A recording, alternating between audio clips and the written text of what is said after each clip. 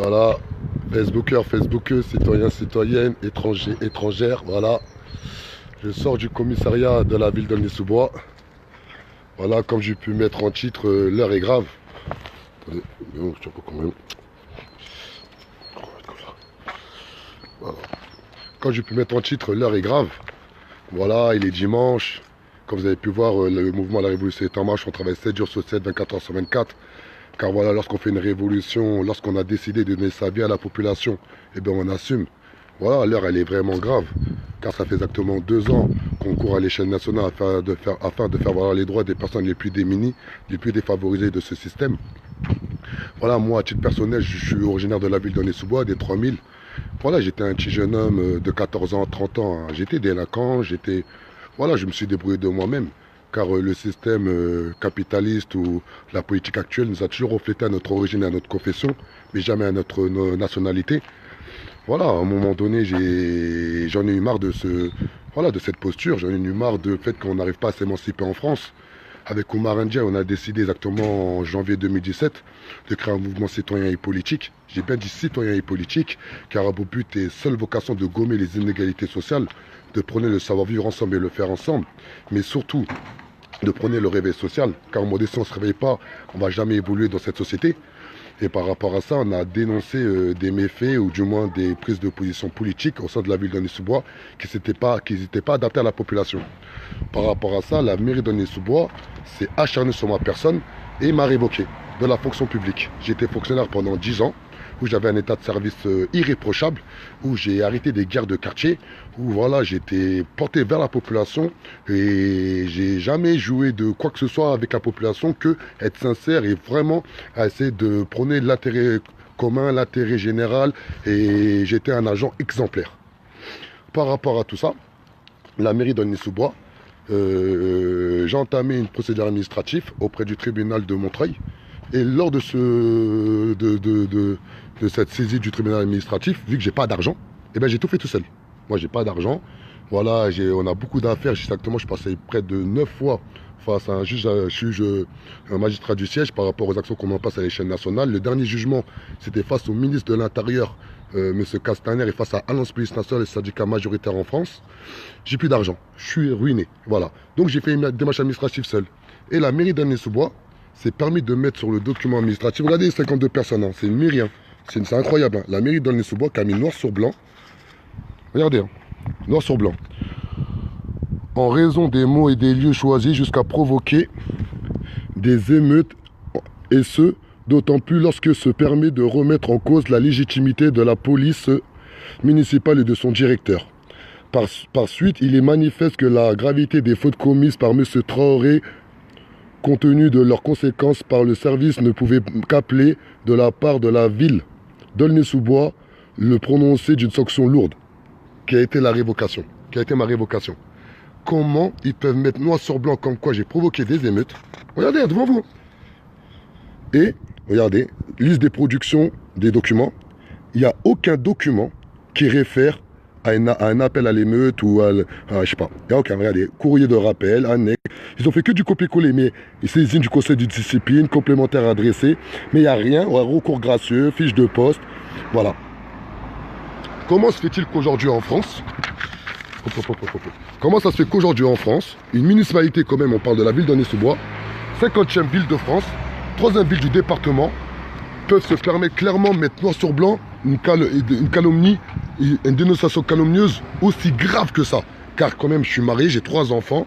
On fait un gros travail de rapprochement population-policier. Je suis tête de liste pour les européennes de mai 2019. Et comment ils peuvent salir mon nom comme ça, la ville d'Aulnay-sous-Bois, qui est quand même la 50e ville de France, 180 millions de budget annuel, 3e ville du département du 93. C'est incroyable, c'est incroyable. Donc pour ça, comme vous avez pu voir là, la policière m'a dit qu'il ne faut pas qu'il y ait son nom qui apparaît, donc je vais faire attention que son nom n'apparaît pas. Voilà, dénonciation calomnieuse, elle est là la dénonciation calomnieuse.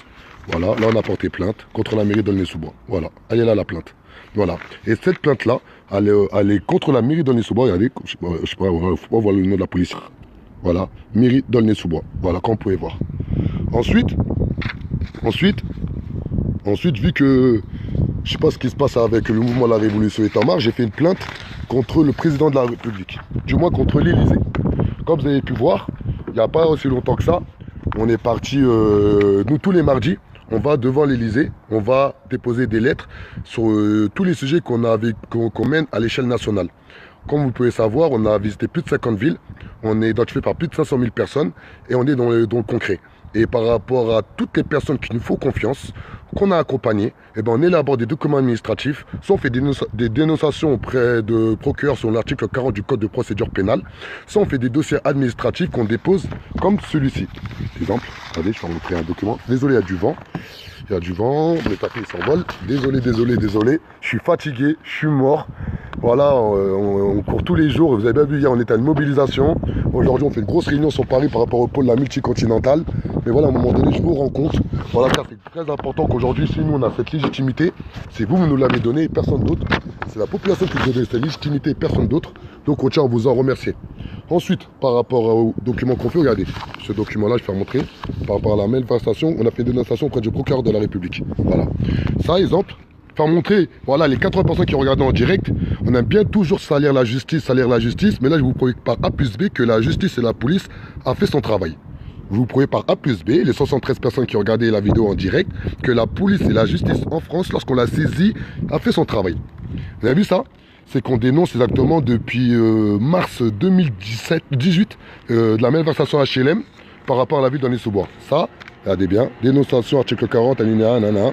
Voilà, par rapport à la dénonciation HLM, voilà. Ça, c'est la dénonciation qu'on a faite. Et par rapport à cette dénonciation-là, tous les mardis, on dépose des dossiers. Et lorsque je vais, dernièrement, je vais à l'Elysée, exactement, c'était mardi dernier, non, jeudi dernier, là, je vais à l'Elysée, je dépose ma lettre, et tout, à chaque fois quand je dépose la lettre, je vais devant le parvis de l'Elysée, et je fais une vidéo, devant la façade. Et là, le policier me dit, tu passes pas, Adama. Je dis, comment ça, monsieur, je passe pas? Il me dit, vous passez pas. J'ai dit, monsieur, est-ce que vous avez un document administratif ou un test réglementaire qui m'interdit à moi, Adama Traoré, de pouvoir circuler devant le parvis de l'Elysée? Il me dit, c'est les ordres. Il me fait montrer comme ça l'Elysée, là. Il me fait, c'est les ordres. Je fais, comment ça, c'est les ordres? C'est les ordres de quoi? C'est les ordres de qui? Et bien de là, comme vous pouvez voir, on est parti porter plainte. Elle est où la plainte? Elle est là, la plainte, voilà. Pareil, regardez, l'Elysée, on a porté la plainte. Voilà, la plainte, elle est là. Et pourquoi on fait des plaintes? Et je vous dis, oh merde, mon papier s'est envolé. Désolé, hein, il y a du vent. Pourquoi je dis que on porte plainte et les plaintes, ça marche? Car par rapport à la dénonciation qu'on a fait auprès du procureur de la République sur l'article 40 du Code de procédure pénale par rapport à la malversation HLM, eh ben, je suis convoqué exactement lundi prochain à 14 h. Ce lundi-là, demain, je suis convoqué à 14 h par une officière de police judiciaire qui m'a contacté sur mon portable et disant comme quoi la procureure lui a ordonné de mener une enquête. Voilà. Enfin, montrer qu'à un moment donné, la justice existe. La police fait son travail. Maintenant, moi je ne confonds pas des policiers racistes, délinquants ou haineux qui ont oublié qu'ils ont signé un code de déontologie, qu'ils ont oublié qu'ils ont passé une formation de 12 mois pour conquérir un grade de catégorie B, qu'ils ont oublié qu'ils ont fait par la suite de ça une formation de 3 à 12 mois en tant que stagiaire afin d'être titulaire de la fonction d'État, qu'ils ont oublié qu'aujourd'hui ils sont garants des valeurs de la République, des valeurs de la démocratie et des valeurs et des lois républicaines. Moi je ne parle pas de ces policiers-là. Moi, là, je parle des policiers intègres, car il en existe. Moi, je parle des policiers qui font correctement leur travail. Et lorsque moi, la femme, elle m'a appelé pour me dire comme quoi, pas d'accord, il ne faut pas raisonner comme ça. Après, nous, on raisonne comme on doit raisonner, hein, Kiki Chanel. Hein. On est désolé. Hein. C'est qu'à un moment donné, voilà, nous, on ne met pas tous les policiers dans le même sac. C'est notre façon de faire, c'est notre façon de voir la chose. Voilà, nous, on part du principe qu'aujourd'hui, voilà, c'est qu'on élève le débat politique, c'est très important. Voilà, aujourd'hui, on est en France, on est des Français à part entière. Il faut arrêter d'avoir toujours de la haine dans le cœur ou toujours prôner un message de désolation, de destruction. Voilà, moi, au jour d'aujourd'hui, maintenant, je vais être clair par rapport à ce que je vois, moi, à l'Elysée. Dis-moi, ce que je vois, moi, sur les Champs-Élysées, moi, ça me désole. Voilà, à un moment donné, je respecte la cause des Gilets jaunes. Je serai toujours derrière les Gilets jaunes. Mais pour moi, aucune mort justifie la paix. Aucune violence ramène à la paix. On doit se défendre, mais on ne doit pas attaquer. C'est-à-dire, moi, demain, on m'attaque, je me défendrai tout le temps. Mais jamais de ma vie, je serai dans l'optique d'attaquer avant mon ennemi. Jamais de la vie. Et au jour d'aujourd'hui, il y a des personnes qui se réjouissent de ce qui se passe sur l'Elysée. Il y a des personnes aujourd'hui qui commencent ce qui se passe sur les Champs-Élysées. Mais à un moment donné, j'ai vu aucun débat politique de socio-économique. Je vois que des débats économiques. On parle de pouvoir d'achat, de pouvoir d'achat, de pouvoir d'achat. Mais le pouvoir d'achat, c'est qu'à preuve du comptage qu'au jour d'aujourd'hui, ça arrange pas les problèmes sociétaux. Je sais pas moi, on peut donner 1 milliard d'euros à la banlieue, mais si derrière il n'y a pas un vrai projet social derrière, ça va rien faire avancer. La preuve, l'ANRU, l'Agence nationale de rénovation urbaine pèse exactement 10 milliards d'euros. L'Agence nationale de rénovation urbaine pèse exactement 10 milliards d'euros. Dans toutes nos banlieues de France, il y a des travaux de réhabilitation. Est-ce qu'à preuve du contraire, ce qu'au jour d'aujourd'hui, ça n'a pas fait diminuer la délinquance, ça n'a pas augmenté notre qualité de vie. Ça profite que aux promoteurs, que aux capitalistes qui viennent de nos banlieues, ils ont comme Bouygues, qui construisent, qui détruisent, mais ça ne fait rien changer. Mais le pire de tout ça, il nous parle d'écologie, c'est tracaille au col blanc.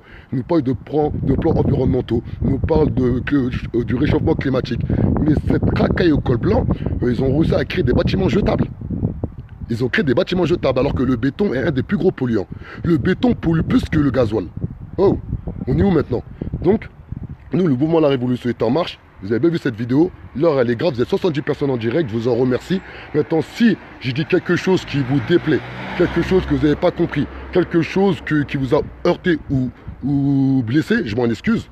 Maintenant, mon numéro de téléphone, c'est le 06 31 07 37 28. Je répète, le 06 31 07 37 28. Je répète, le 06 31 07 37 28. Je suis tête de liste pour les européennes de mai 2019. Je suis le cofondateur du mouvement La Révolution est en marche. Je suis directeur général. La Révolution Vous avez vu?